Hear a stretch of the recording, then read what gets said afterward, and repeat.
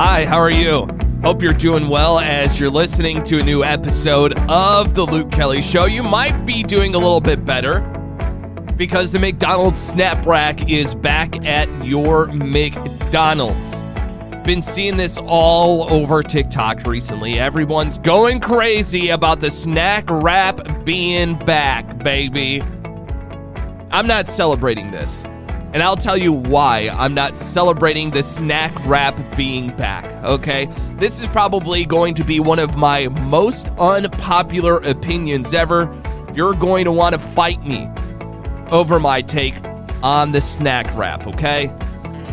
But please, keep listening to the podcast even though you're going to want to fight me over this opinion that I have about the McDonald's snack wrap. It is the most overrated thing that you could possibly get, from McDonald's except their French fries. Their French fries, definitely overrated, but the snack wrap is nothing special at all. Everyone's been complaining about it for years since it's been off of the menu once the pandemic started. They were starting to shorten their menu, streamline things, make it easier on the employees during the pandemic. And they got rid of the tortillas. Didn't want to do it. But here's the thing. When you're making yourself a snack wrap, if you don't know what a McDonald's snack wrap is, all it is a tortilla, some shredded lettuce, a piece of cheese, a chicken tender, and some ranch. That's all it is. It's not anything groundbreaking. I think the reason why so many people like them, and this might be the reason why you liked it too, is because it was really cheap to get. It's like $1.29 in order to get a snack wrap.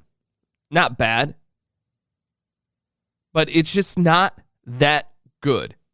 Usually the tortilla tasted stale. You know that tortilla challenge that's going on right now?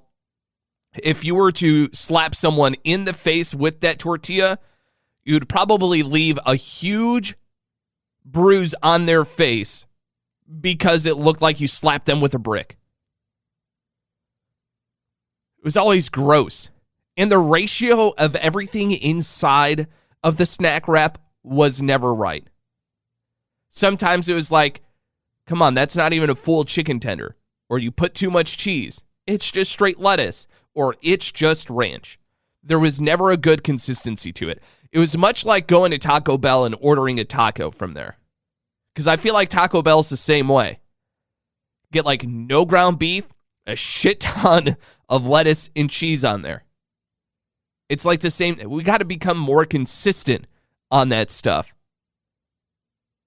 But it's time to move on. If McDonald's should bring anything back, I noticed that they're starting to bring back the breakfast sandwich, the bagel breakfast sandwiches to McDonald's. The bacon, egg, and cheese, the steak, egg, and cheese on a bagel, they're starting to bring those back, which I agree. Those should have been back. Those are a lot better than a snack wrap. McDonald's breakfast is up there as superior fast food breakfast. It's just so good. The snack wrap, not worth bringing back. If McDonald's were trying to brainstorm an idea to get you back into the restaurant, what they should do is bring back the dollar menu. The dollar menu back in the day got me through college. So many great options on there. When you were broke, you used to eat like a millionaire going through the McDonald's drive-thru. Get yourself a McDouble, McChicken, a large Coke. I mean, you would be set. Sometimes 2 McDoubles if you're really feeling it, and a McChicken. That was like my order almost every single Friday night when I was in college. I would live off that dollar menu. Hell, when I was in college, we stopped there after every single baseball game. You got $5 to spend. You ate enough food. $5, that was enough. You get yourself 4 things once you factor in taxes and stuff like that. So you could eat well off the dollar menu. You weren't eating good, though, if you got the snack wrap. Because you would be getting that stale tortilla. Ugh. Chicken tender that was partially cut. some nasty cheese on there, and some lettuce. A lot of lettuce. How do we pack this in and make it look like we're really making a huge snack wrap here? Lettuce. A lettuce sandwich. Here you go. No thanks. This is why I find myself eating at home more and more often. One, it's now becoming, really conscious to save money, and it's getting more expensive to eat out. Hell, it's getting expensive to go and buy groceries as well. But during the summer, you're trying to find things to cook that you don't make inside of the house because you don't want to heat up the house. In Louisville, it's been super hot. Talking about the hundreds. And I know in the Midwest, it's been the same way. So right now, it's super important to either make something where you're not turning on the stove or the oven, or you're just grilling something outside. You're going to brave the elements just for a few minutes, standing outside in front of the grill, cooking it, and then going back inside. And that's what Nora and I had to do, because Nora tried to make dinner inside one day last week when it was about 100 degrees. And the inside temperature of our house, because she had the oven on, was like 80. It took forever to cool the house back down. So now it's just, okay, let's do a salad. Let's cook something out on the grill. And I love grilling season. I'm not one of these fancy grillers, because most of the time when I'm cooking something out on the grill, it's a hot dog, hamburger, piece of chicken, something super simple. I don't need to go overboard on trying to make those things. So I use a gas grill. Some people will say, well, that's not grilling out. You need to have a good old-fashioned charcoal grill. Look, charcoal grill is great if you have a lot of time on your hands, or you're just cooking a whole bunch of food on a Saturday. Like, it's a lot to get a charcoal grill all fired up. I don't have the time during the week to get the charcoals growing. I don't want to eat at 8 o'clock at night. Do you want to eat at 8 o'clock at night? That does not sound fun. So I get excited about summer just because I get to grill out. And the other night, we just decided, you know what, let's do hot dogs out on the grill. Hot dogs, I think, are one of my favorite summertime foods. And I could probably blame my mom on that. She always was making hot dogs in the summer out on the grill. Because once again, it's something super quick that you can make out on the grill, and you don't have to be out in the heat for a very long period of time. So we made some hot dogs out on the grill, and Nora made a pasta salad to go along with it. There's nothing that gives me a food chub more than a hot dog and some pasta salad. Pasta salad might be one of my favorite side dishes when you're grilling out. I'm serious. Stuff is so good, and it's so simple and easy to make. Get yourself some pasta noodles, get yourself some salami, some mozzarella cheese, some tomatoes, some cucumbers. Now, if you want to get fancy, you could throw a lot more in there, olives, different things. Nora doesn't like olives, so we don't put those in. But if you have people over that like a loaded pasta salad, it's cheap to make. It could fill a lot of people up, and everyone's going to be satisfied. Get some good Italian dressing to go along with it. Boom. Great side dish. You know what? While we're talking about this, let's do the top 3 side dishes at a cookout. Now, I feel like this is going to be my most controversial top 3, because I think mine are very unconventional. Now, remember, this is my list. You can come up with your own list. And if you want to share it with me, that's great. But this is my list. You could yell at me and say, dude, you're crazy for thinking that, but you can't say that I'm wrong, because this is my list, not your list. All right, let's start at number 3 for the top 3 side dishes at a cookout. Number 3, baked beans. I feel like you can never go wrong with some baked beans. Even if you want to go the shortcut route and get a can of baked beans, you could doctor those bad boys up and make them taste really good. You can make them taste like you didn't pour them out of a can. You can cook them out on the grill. Once again, a nice thing, not having to worry about heating up the house in the summer. That's why baked beans finds my spot of side dishes for a cookout at number 3. At number 2, once again, this is going to be very controversial here. But yes, I do consider this to be a side dish. Watermelon. So refreshing in the summer. Go to the store sometime this week and pick up yourself a watermelon. Cut that bad boy up. Keep it inside of the refrigerator. Take some for lunch. It's going to taste so good. Just that refreshing taste that watermelon has. You bite into it, it's crisp. It feels like you just drank a glass of water. You're hydrating yourself. It's not bad for you. I know some people always say, oh, fruit's bad for you because there's a lot of sugar in there. It's natural sugar. When you have a watermelon, it's not like they're pouring sugar inside of a watermelon. It's all natural. And it's so good. Thank you, Watermelon, for showing up to the cookout and being the number 2 side dish cookout. Or cookout side dish. There we go. I think we said that right. And you ready for number 1? I'll give you a little drum roll. Number 1, pasta salad. I told you, I'm all in on pasta salad. You could doctor it up any way you want. You could present it any way you want, and people are going to love it. Even if they don't like olives in there. Olives are usually a pretty quick throw to the side thing. You could throw some pepperoncinis in there to spice it up a little bit. It's going to be good. Like Italian dressing, pasta noodles, tomatoes, cucumbers, cheese, Italian meats. How could you go wrong? You can't go wrong on this. That's why pasta salad finds its spot at numero uno there on the top 3 side dishes at a cookout. I'm telling you, this could be very controversial. If someone hears this and they live in the South, they're going to just like laugh at me. And they are going to want to beat me upside of the head with their spatula. But guess what? Nope. Your list could be different than mine.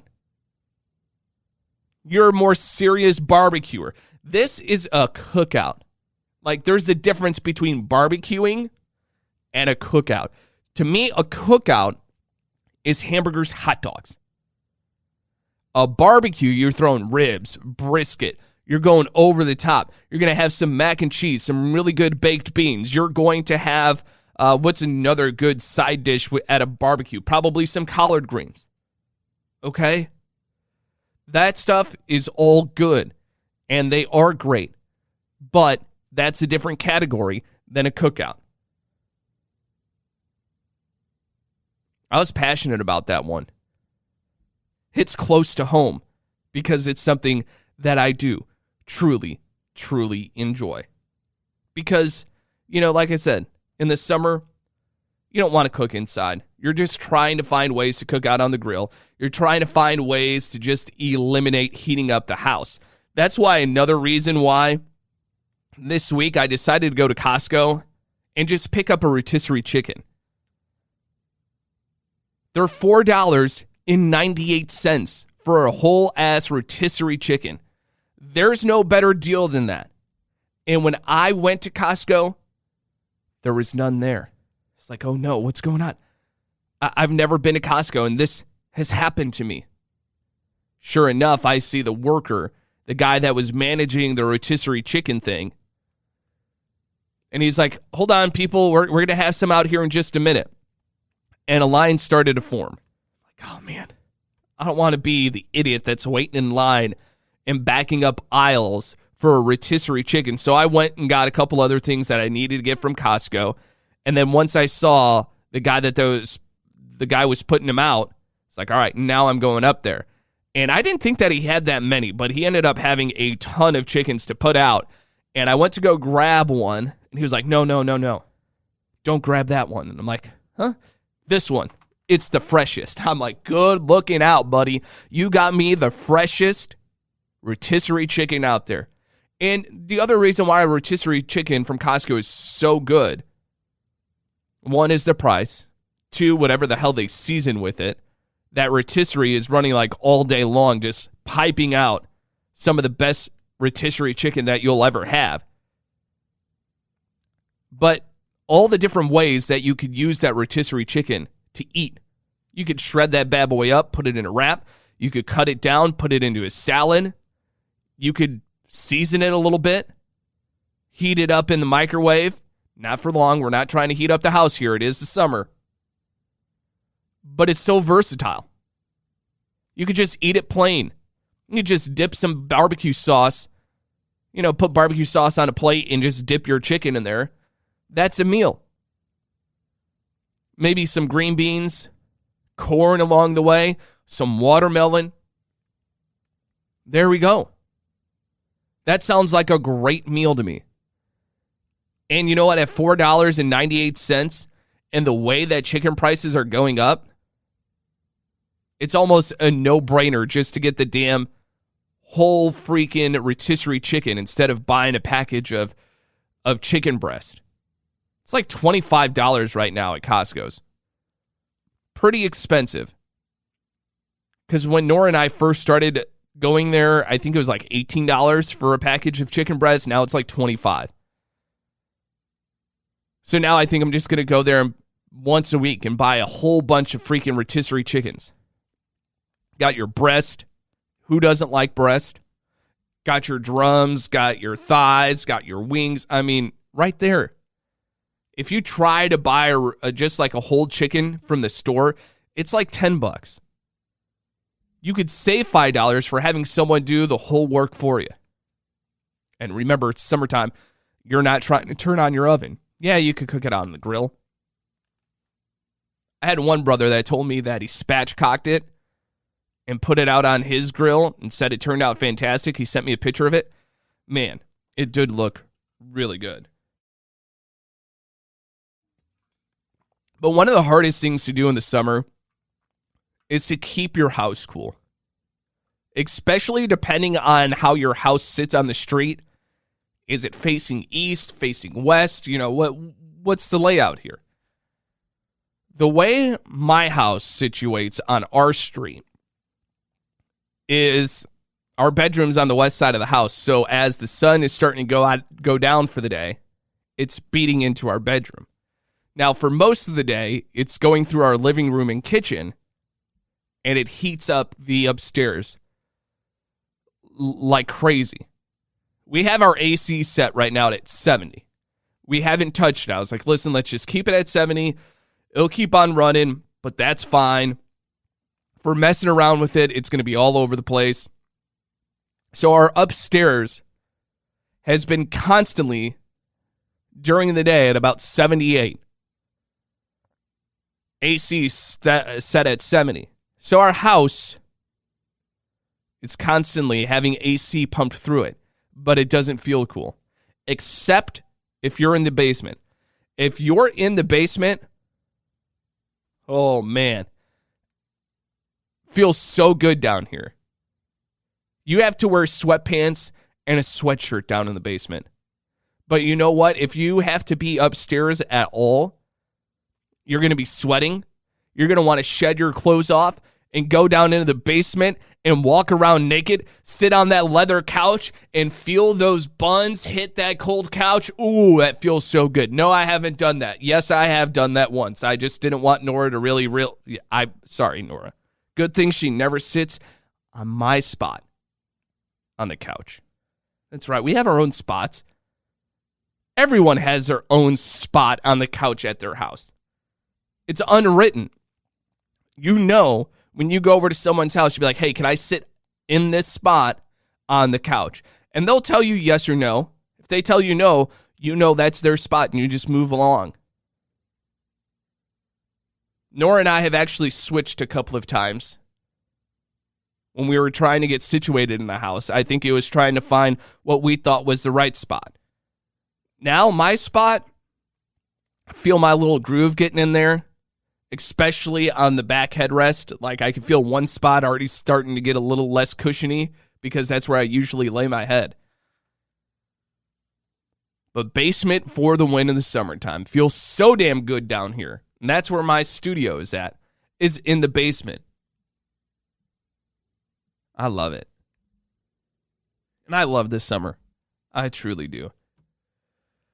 All right, that was a good episode of the Luke Kelly Show. It's Monday's edition. Wednesday, you better show back up here or else I'm going to send someone to go track you down to listen to Wednesday's episode of The Luke Kelly Show.